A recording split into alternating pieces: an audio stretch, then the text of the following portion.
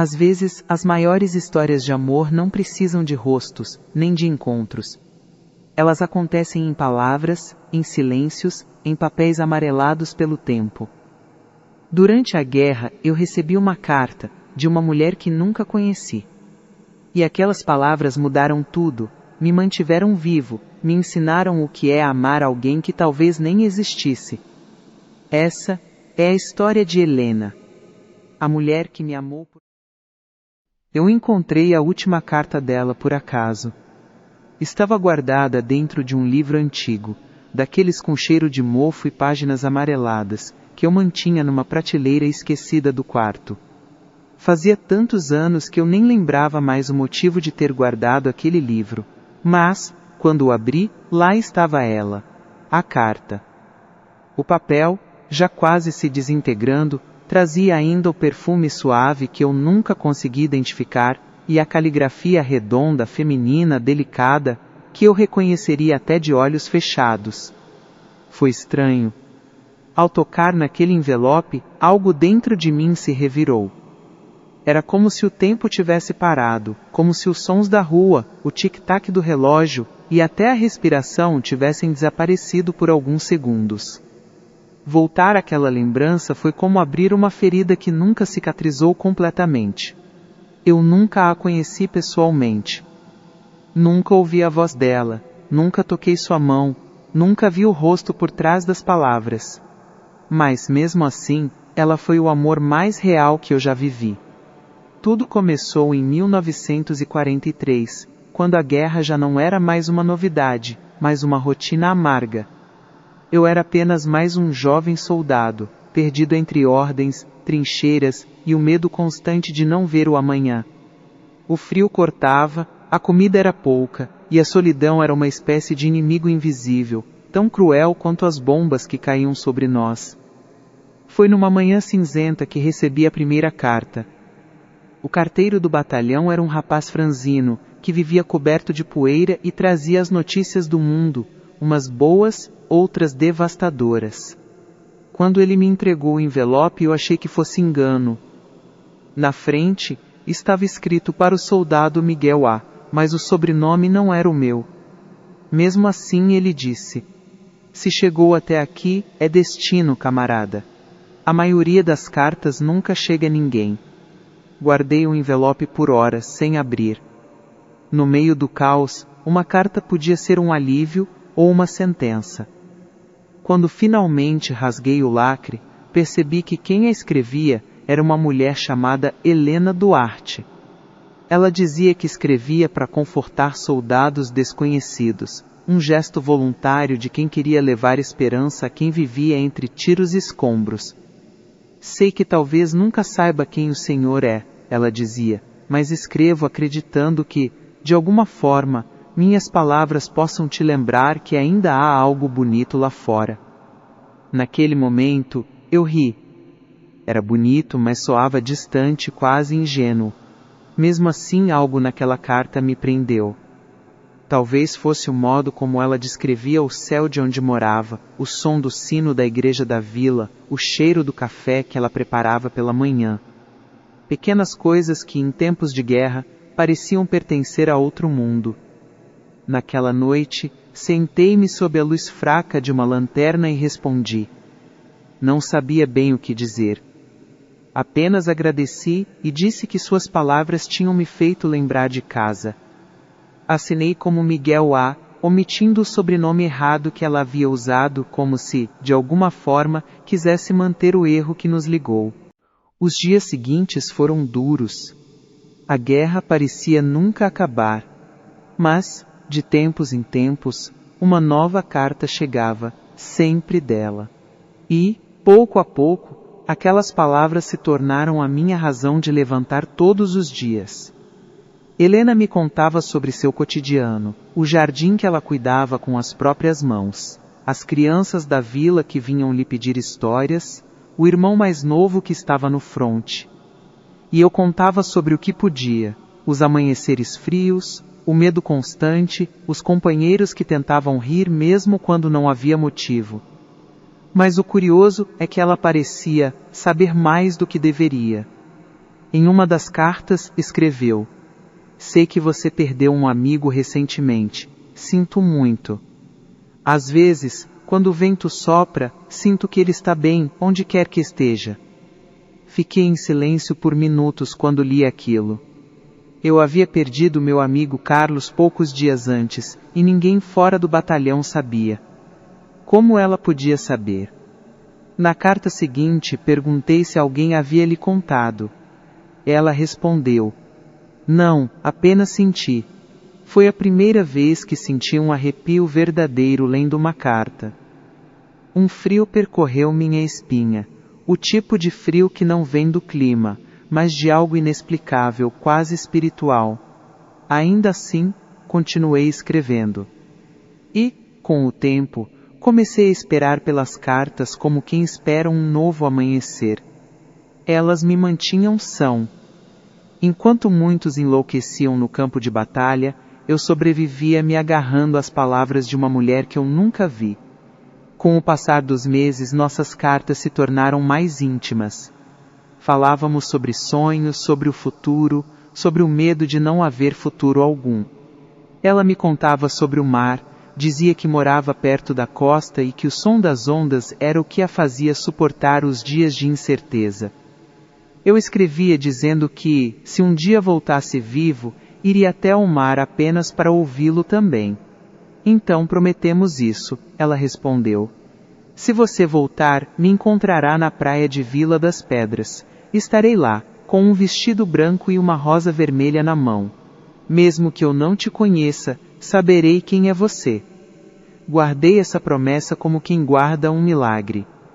Mas a guerra não respeita promessas. Naquela mesma semana, nosso acampamento foi atacado. Fogo, fumaça, gritos. Lembro-me apenas de correr, de cair, e depois, silêncio. Quando acordei, estava em um hospital improvisado, com o corpo coberto de ferimentos e a mente confusa. Perguntei pelas cartas, pelo correio, por qualquer coisa. Mas ninguém sabia. Disseram que o acampamento foi completamente destruído. E, com ele, todas as minhas lembranças de Helena. Durante meses, achei que nunca mais receberia notícia dela. Mas então, numa tarde de outono, quando eu já começava a esquecer o som da própria voz, um enfermeiro entrou na tenda com um envelope amassado. O nome no destinatário, Miguel A. Meu coração parou. Era dela. A carta começava assim: se você está lendo isto, é porque o destino ainda não desistiu de nós. Você está sendo convidado a fazer parte do canal. Mande uma história, mande um relato, deixe um comentário. Dê sugestões para novas histórias, ou simplesmente deixe um joinha. Se você está lendo isto, é porque o destino ainda não desistiu de nós. Era assim que a carta começava. Eu me lembro de ter lido e relido essa frase dezenas de vezes naquela noite. Cada palavra parecia viva, pulsando sob a luz fraca da lamparina do hospital de campanha. Era como se Helena soubesse que eu sobreviveria. Como se, de algum modo, tivesse sentido o momento exato em que tudo desabou. E ainda assim, acreditasse que o elo entre nós resistiria ao caos. Na carta, ela dizia: eu ouvi o barulho das bombas daqui, não pergunte como, mas ouvi. Passei a noite inteira rezando para que você escrevesse de novo. E no meio da madrugada, senti como se alguém tivesse segurado minha mão, mesmo estando sozinha. Não me pergunte por quê, só escreva quando puder. Helena sempre teve esse dom de transformar o impossível em poesia. Mas naquela vez, algo nela parecia diferente. As palavras soavam mais urgentes, mais intensas, como se ela mesma estivesse à beira de algo. Eu respondi assim, que consegui segurar uma caneta. A dor nos braços era quase insuportável, mas eu precisava escrever. Precisava manter viva aquela ponte de papel entre nós. Contei o que podia. Disse que sobrevivera por pouco, que muitos dos meus companheiros não tiveram a mesma sorte. E sem perceber, escrevi algo que nunca havia dito a ninguém. Helena, às vezes sinto que só estou vivo porque preciso te encontrar. Demorei a perceber o que aquelas palavras significavam. Eu já não escrevia apenas para sobreviver, eu escrevia por ela. A guerra havia se tornado o pano de fundo de algo maior, mais humano, mais íntimo.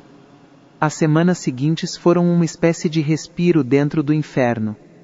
As cartas dela chegavam com menos frequência, mas cada uma trazia um pedacinho de vida que a guerra tentava arrancar de mim. Ela descrevia o mar ao entardecer, o som das gaivotas, a maneira como o vento batia nas janelas de madeira da casa dela. Dizia que às vezes escrevia olhando o horizonte, imaginando que eu estava do outro lado daquele mesmo céu. Uma noite escrevi de volta. Quando a guerra acabar, quero te ver escrevendo. Quero ver tuas mãos segurando o papel, tua testa franzida tentando achar as palavras certas. Quero ouvir tua voz lendo tudo o que escreveu. Ela respondeu dias depois, com algo que nunca esqueci. Se um dia me ouvir lendo minhas próprias palavras, é porque o destino completou o que começou em nossas cartas. Mas se nunca me ouvir, então que o som do mar te conte o resto. Li essa frase tantas vezes que a decorei. Era bela, mas carregava um pressentimento que eu não soube entender na época. O tempo na guerra é algo estranho. Os dias parecem longos, mas os meses somem de repente, como se fossem sugados pelo vazio. Quando percebi, já fazia quase um ano desde a primeira carta de Helena. E então veio a notícia. A vila de onde ela dizia escrever Vila das Pedras havia sido atingida por um bombardeio. Destruída. Lembro-me do gosto amargo que senti na boca ao ouvir o nome do lugar.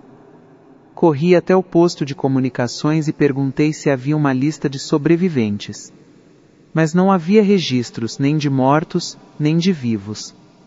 Era como se o lugar tivesse simplesmente desaparecido. Nos dias seguintes eu revirei tudo o que pude. Escrevi dezenas de cartas sem resposta. Cada envelope que voltava sem destinatário era como uma ferida nova. Até que, um mês depois, recebi algo inesperado. Um pequeno pacote com meu nome. Dentro, havia uma carta e uma fotografia antiga, levemente desbotada. Na foto, uma mulher de vestido claro, de costas, caminhava por uma praia. O mar ao fundo parecia o mesmo que ela descrevia em suas cartas. Na carta, apenas uma frase. Nem todo encontro acontece em vida. Eu fiquei olhando aquela fotografia por horas. Não havia assinatura, nem endereço, nem data. Mas eu soube, de alguma forma, soube que era dela. Nos dias seguintes comecei a sonhar. Sonhava com o som das ondas, com o farfalhar do vento, com uma voz distante chamando meu nome. Quando acordava, sentia o cheiro do mar. Mas estávamos a centenas de quilômetros da costa. Um dos médicos disse que era trauma, que eu estava cansado, que minha mente criava ilusões para suportar a dor. Talvez ele tivesse razão. Mas uma noite, enquanto todos dormiam, ouvi o som de papel sendo arrastado pelo chão da enfermaria. Levantei, e lá estava, uma carta. O envelope estava em branco, mas a caligrafia era inconfundível. Se eu não voltar, Miguel, não procure por mim. Apenas mantenha as promessas. O amor não precisa de corpo para continuar existindo. Eu li, e desabei. Porque no fundo, eu já sabia o que aquela carta queria dizer. Os anos passaram. A guerra acabou. Os sobreviventes voltaram para casa, e o mundo fingiu seguir em frente. Mas eu não. A promessa que fiz a ela me mantinha em movimento.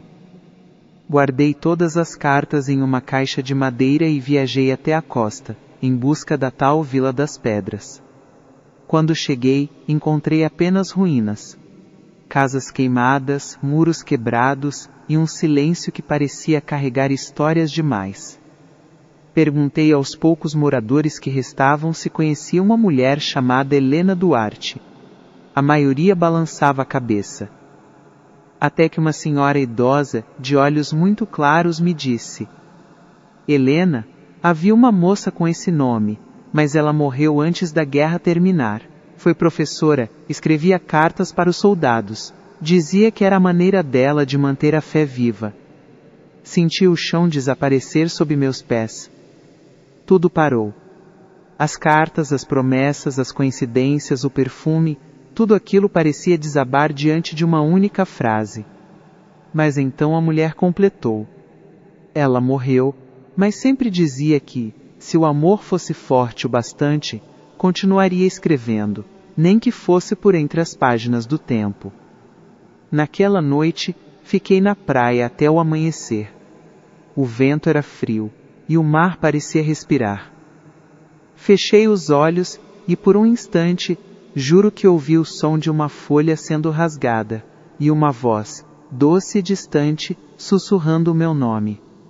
Eu não abri os olhos. Tive medo de que, ao fazer isso, ela desaparecesse de novo. Anos se passaram desde aquela viagem à costa. A vida seguiu, ou pelo menos fingiu seguir.